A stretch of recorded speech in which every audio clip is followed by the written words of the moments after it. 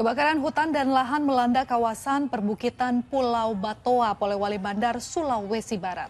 Lebih dari 10 hektar lahan terbakar, sementara di Aceh Barat, luas lahan yang terbakar lebih dari 8 hektar.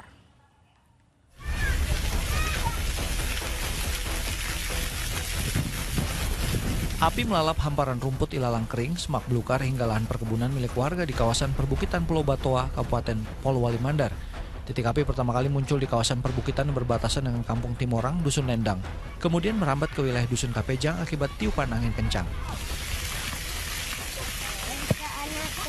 Belum diketahui penyebab pasti kebakaran, namun diduga dipicu aktivitas pembakaran sampah atau daun-daun kering di area kebun yang merambat ke lahan sekitarnya.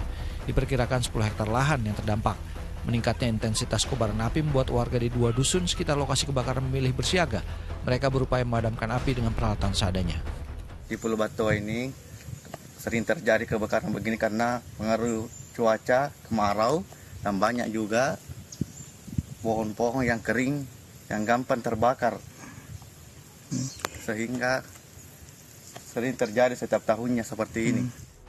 Warga berharap hujan segera turun atau adanya bantuan dari instansi terkait termasuk pemadam kebakaran untuk melakukan penyiraman di titik-titik yang berpotensi terus terbakar. Di Aceh Barat, kobaran api dengan cepat menjalar di atas lahan yang mengering akibat musim kemarau dan cuaca yang sangat panas. Terbakar semak belukar dan lahan kering di Desa Cot Semerong, Kecamatan Samatiga memaksa petugas gabungan, BPBD, TNI Polri, dan warga berjibaku mencegah api agar tidak terus meluas. 2 unit mesin pompa air diturunkan untuk mempercepat proses pemadaman. Terbatasnya sumber air di lokasi kebakaran menjadi kendala utama bagi petugas, sehingga pemadaman memerlukan waktu lebih lama. Luas lahan yang terbakar hingga kini telah mencapai lebih dari 8 hektar. Angka ini masih berpotensi bertambah mengingat kondisi cuaca yang kering disertai tiupan angin kencang membuat kobaran api mudah menjalar ke area lainnya. Lokasi kebakaran ini cukup jauh. Ya, air cuma bisa kita bisa antisipasi dengan memanjangkan selang atau menambah jumlah selang.